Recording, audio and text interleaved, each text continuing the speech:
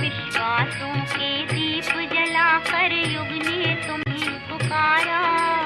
सूर्य चंद्र का इस जगती में चमके भाल तुम्हारा, ओ चमके भाल तुम्हारा, ओ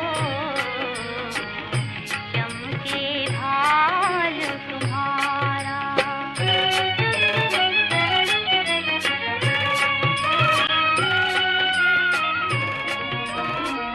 जिसने औरों को अपनाया, मानवता का मान बढ़ाया, हंसकर कंटक पथ अपनाया, वेद बहा सागर भर आया, वेद बहा सागर भर आया।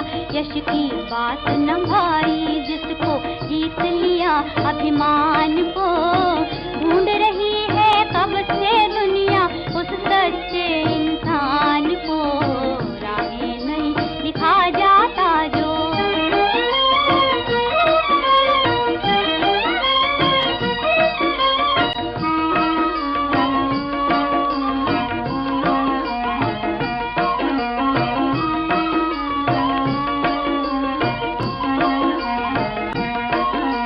जीवन जो कर्मों में बीता, नहीं प्यार का पन घट रीता, जिसका जीवन सबकी जीता, लोभ मोह को जिसने जीता, लोभ मोह को जिसने जीता, कर साकार दिखाया जिसने तन में ही भगवान को, ढूंढ रही है कब से दुनिया उस सच्चे इंसान को, राहें नहीं दिखा जाता जो दुख से भरे जहान को, ढूंढ रही है कब से दुनिया उस सच्चे इंसान को, राहें नहीं दिखा जाता जो।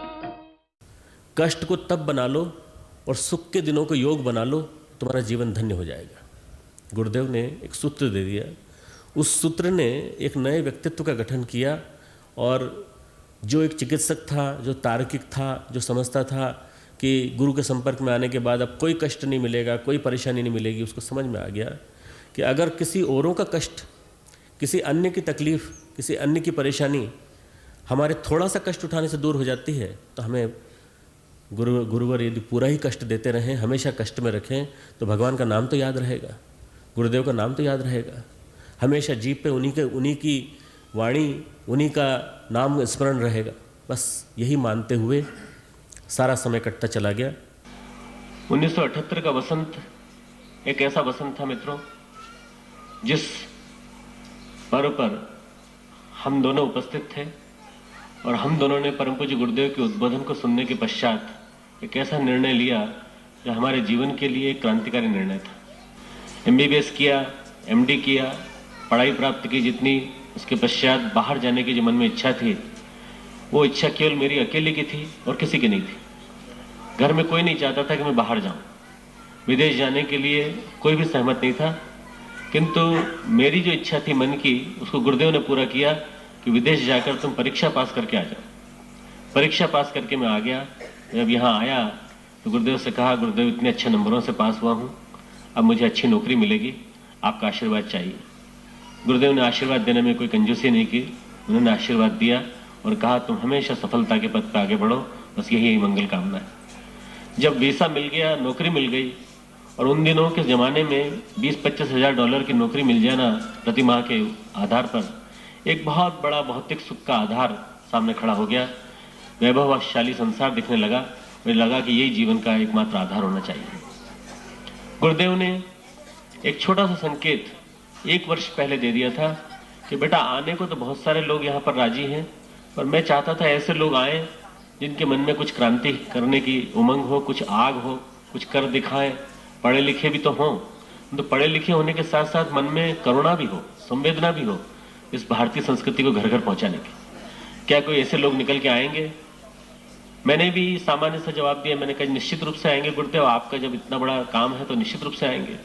परंतु मन में स्वयं कभी नहीं आया कि मेरे मन में भी ऐसी इच्छा पैदा हो जाएगी। गुरुदेव ने यहीं से बैठे बैठे अपना जादू चलाना चालू किया और धीरे धीरे धीरे धीरे भोपाल जहां मैं नौकरी कर रहा था, वहां पर ऐसा कुछ प्रभाव डाला कि हम दोनों के मन में उमंग पैदा हुई कि हम यहाँ जो जीवन जी रहे हैं उससे अच्छा जीवन वहां जी सकते हैं, और औरों के लिए समर्पित जीवन जीने की जो उमंग है, यदि वो जैसा गुरुदेव माता जी ने जीवन जिया, यदि हम लोग जीवन जी सकें और कार्यकर्ताओं की तरह से जीवन जी सकें, तो शायद हमारे जीवन में जो हमने सौभाग्य कभी उदित होते देखने की कल्पना की थी कि आध्यात्मिक प्रगति की ओर हम बढ़ेंगे, औरों के लिए कुछ कर सकेंगे, और जो सेवा हम मेडिकल साइंस के माध्यम से कर पा रहे हैं शायद उससे ज़्यादा कर पाएंगे, ऐसा कुछ सौभाग्य हमारे मन में आएगा।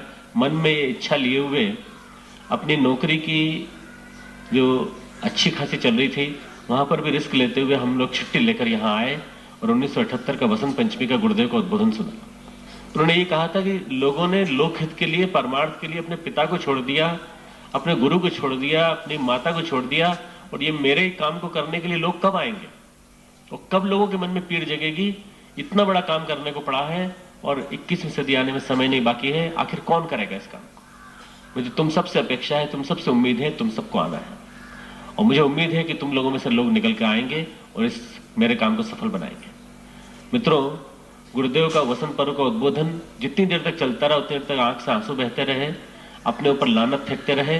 अभी तक का जीवन एक ऐसा जीवन था जिस जीवन के लिए हम जीते रहे, गुरु का दिया हुआ जो दूसरा जीवन था, उसके बावजूद भी अपने मन में कोई जरा सा भी ये नहीं आया कि हम उनके लिए कुछ करें।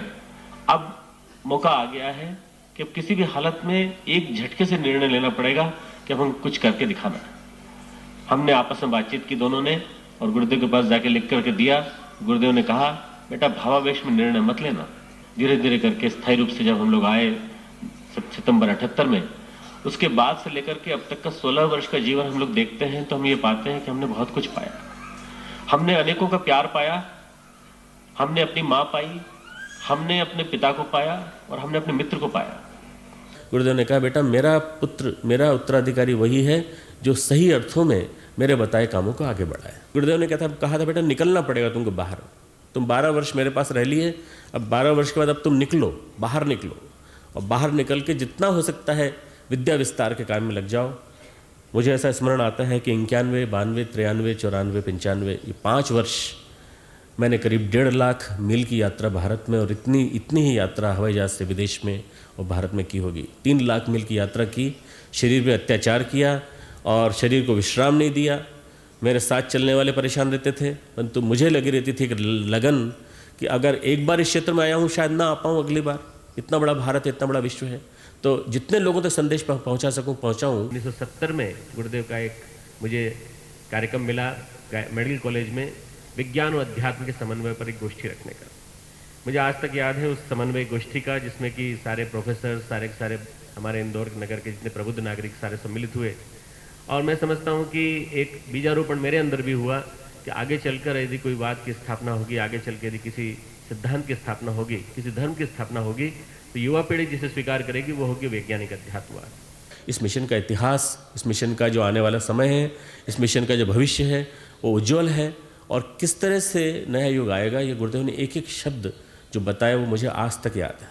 हे प्रभु जीवन हमारा यज्ञ में कर दीजिए, हे प्रभु जीवन हमारा यज्ञ में कर दीजिए। सृष्टि को सुरभित करें हम, सृष्टि को सुरभित करें हम, शक्ति वह भर दीजिए। हे प्रभु जीवन हमारा यज्ञ में कर दीजिए।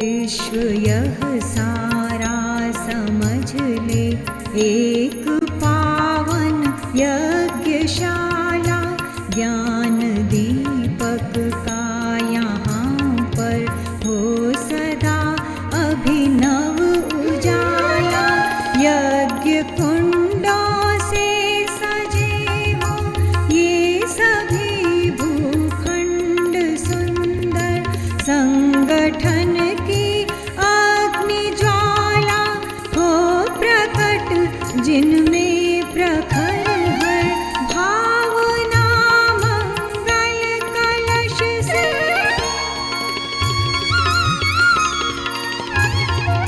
भावना मंगल कलश से शांत सुख कर दीजिए हे प्रभु जीवन हमारा यज्ञमय